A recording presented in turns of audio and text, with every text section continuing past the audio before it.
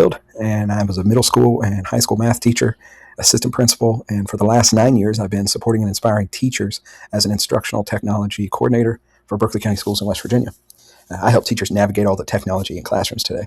I do a lot of coaching, I do a lot of supporting teachers, and I recognize that teachers can go years between moments where they get to sit at a table and talk about what's happening in their classroom, talk about core instruction.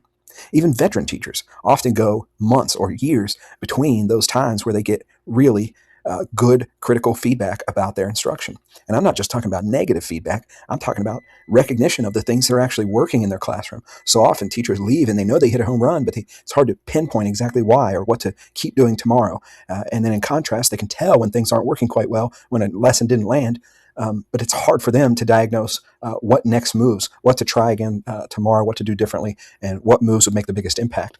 And that's what I developed Sound Pedagogy for. It's an easy way for a teacher to hit a record button, record and capture the audio of their classroom.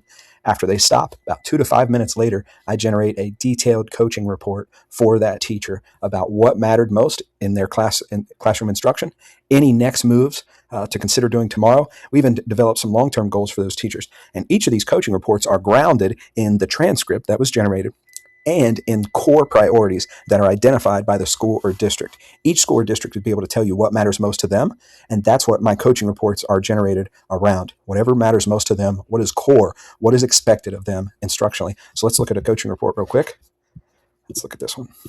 I develop a summary, as you see here, some core metrics, growth areas, recommended focus, coaching snapshot. You see evidence from the transcript, giving a timestamp there of when that evidence occurred. Teachers do have access to their transcript here.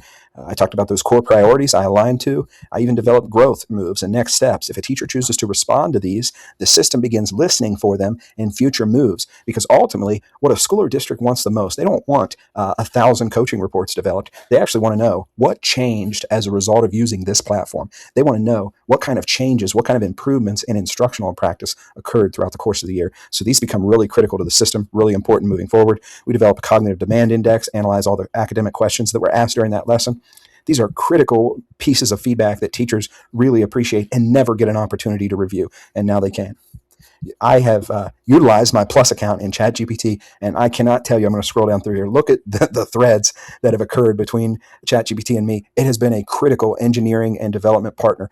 I am just a teacher. I'm not trained in software development. I'm not an engineer in any stretch of the imagination. I have learned how to do all this myself through the help of my ChatGPT account. You can look at my code space here, and I have several threads. I've utilized 5.3 Codex. 5.5 right now is on discount, thank you, and even 5.6 to help me develop and lift up this core platform. So I'm really proud of Sound Pedagogy, where